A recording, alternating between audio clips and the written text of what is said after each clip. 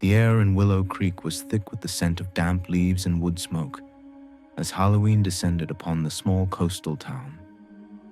The streets, lined with weathered clapboard houses, glowed faintly under strings of orange lanterns swaying in the October breeze. For Clara Hensley, Halloween had always carried a peculiar magic. As a child, she'd raced through these same streets, her costume trailing behind her, collecting candy with a glee that felt boundless. Now at 32, she found a different kind of joy in the holiday. Handing out treats to the neighborhood kids, watching their eyes light up as they showed off their costumes. Her little bungalow on Tidewater Lane was a beacon for trick-or-treaters, decked out with flickering jack-o'-lanterns she'd carved herself, their jagged grins casting eerie shadows across the porch. This year, Clara had gone all out.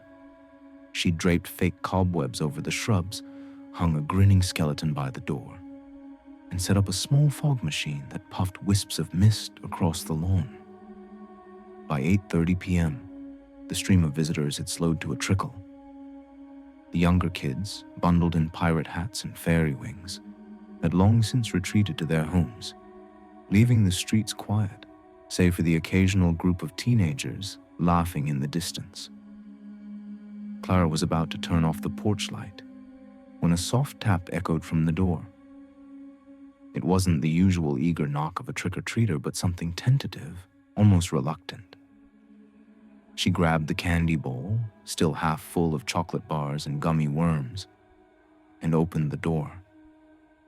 A girl stood on the porch, no older than 9, her face hidden behind a plain gray mask with no features, just smooth, unsettling blankness except for 2 dark holes where her eyes should be. Her costume was a simple black shawl, frayed at the edges, draped over a faded dress. "Trick or treat," the girl said, her voice barely above a whisper, muffled by the mask. Clara forced a smile, though something about the child's stillness sent a shiver down her spine. "You're out late, aren't you?" she said, holding out the bowl. "Go on, take your pick." The girl's small hand reached out, gloved in black, and took a single piece of candy, a wrapped toffee. She didn't move to leave, just stood there, the mask's empty gaze fixed on Clara. "No other kids with you?" Clara asked, glancing past her to the empty street. The fog machine's mist curled around the porch, blending with the natural haze rolling in from the nearby harbor. No parents, no friends, just the girl, alone. The girl shook her head slowly, then turned and stepped off the porch, vanishing into the fog without another word. Clara watched her go, a strange unease settling in her chest. She closed the door, shaking her head. Just a shy kid, she told herself, but the image of that featureless mask lingered. Clara set the candy bowl on the kitchen counter and flicked off the porch light. The house felt too quiet now, the hum of the fog machine outside the only sound breaking the silence. She sank onto the couch, ready to unwind with a glass of wine and a horror movie. But a faint noise stopped her. A soft thump from the back of the house, near the patio door. She froze, her pulse quickening. The porch light was off. No one should be knocking now. Maybe it was a raccoon rummaging through the trash cans again. She grabbed a flashlight from the drawer and crept toward the kitchen, her bare feet cold against the hardwood floor. The patio door's glass reflected the dim glow of the streetlights, but beyond it, the backyard was swallowed by fog. Another thump, sharper this time. Clara's grip tightened on the flashlight. She reached the door and peered through the glass. Nothing. Just the swaying shadows of the maple tree in the yard. She was about to turn away when she noticed something odd. The candy bowl she'd left on the counter was empty. Not a single piece remained. Her stomach twisted. She was certain there'd been candy left when she set the bowl down. Had she miscounted? Shaking off the thought, she checked the lock on the patio door. Secure. She scanned the kitchen, then the living room. Everything was in place, her purse on the table, the TV remote on the couch. But the emptiness of the bowl gnawed at her. Then came another knock, this time from the front door. Clara's heart lurched. She moved silently, pressing her ear against the wood. Silence. No giggles, no footsteps, no voices. Just the faint whistle of the wind outside. "Hello," she called, her voice wavering.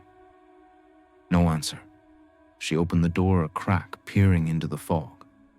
The porch was empty, but there, at the edge of the steps, sat the candy bowl.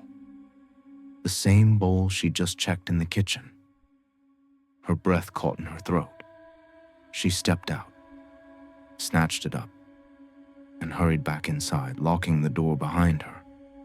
The bowl was still empty, its plastic surface cold to the touch.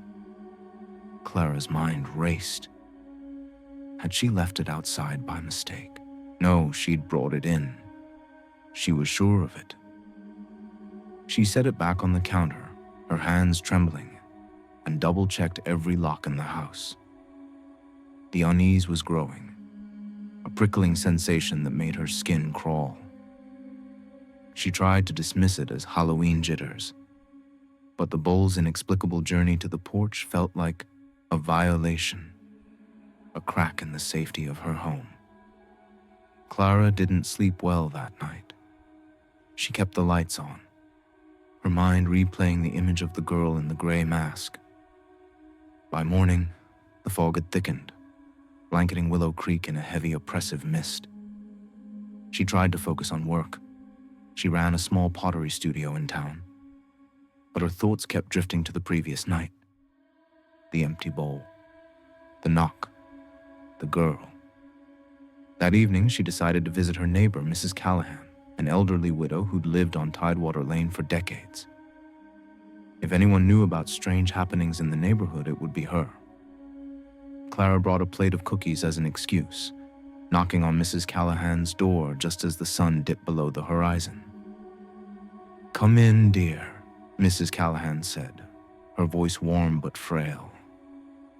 The living room smelled of lavender and old books, shelves lined with faded novels and family photos.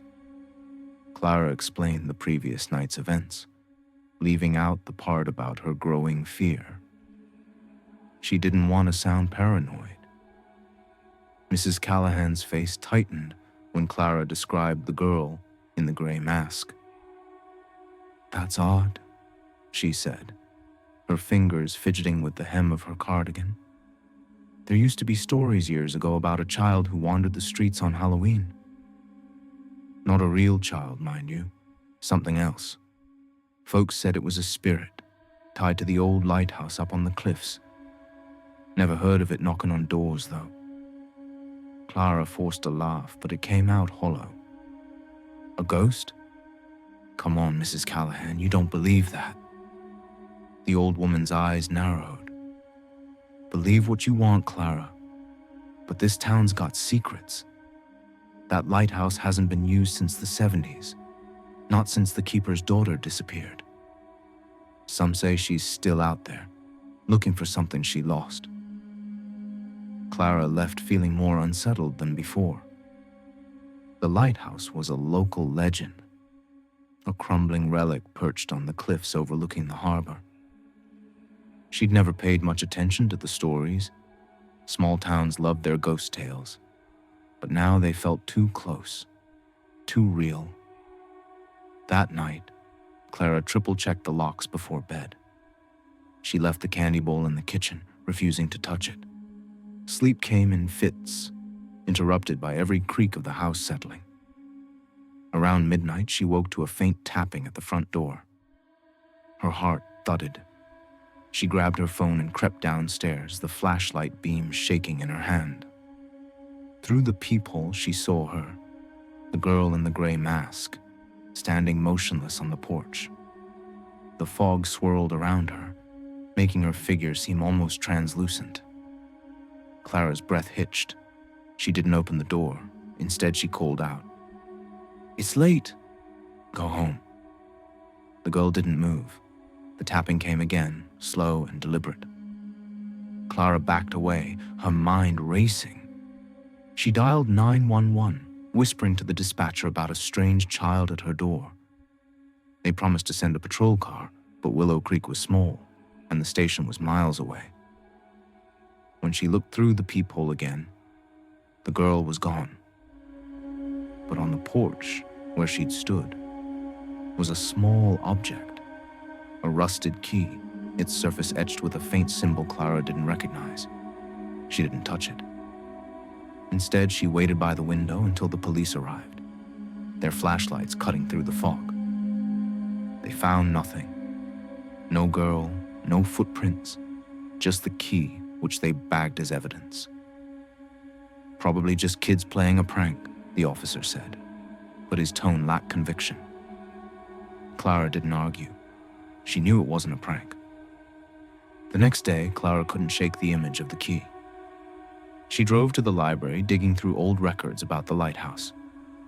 The story was grim. In 1974, the lighthouse keeper's daughter, Eliza, vanished during a Halloween storm. She was 9, last seen wandering the cliffs in a gray shawl. The keeper, distraught, abandoned the lighthouse soon after, and it fell into ruin. Some locals swore they'd seen a girl in the fog, always on Halloween, always searching. Clara's curiosity overpowered her fear. That evening, she drove to the cliffs, the lighthouse looming against the gray sky. The air was heavy with salt and damp earth. The structure was a skeleton of its former self, its windows shattered, its walls streaked with moss. She clutched the flashlight, her breath visible in the cold. Inside, the air was stale, the floor littered with debris. She climbed the spiral staircase to the lantern room, her footsteps echoing. At the top, she found a small box tucked into a corner, its surface etched with the same symbol as the key.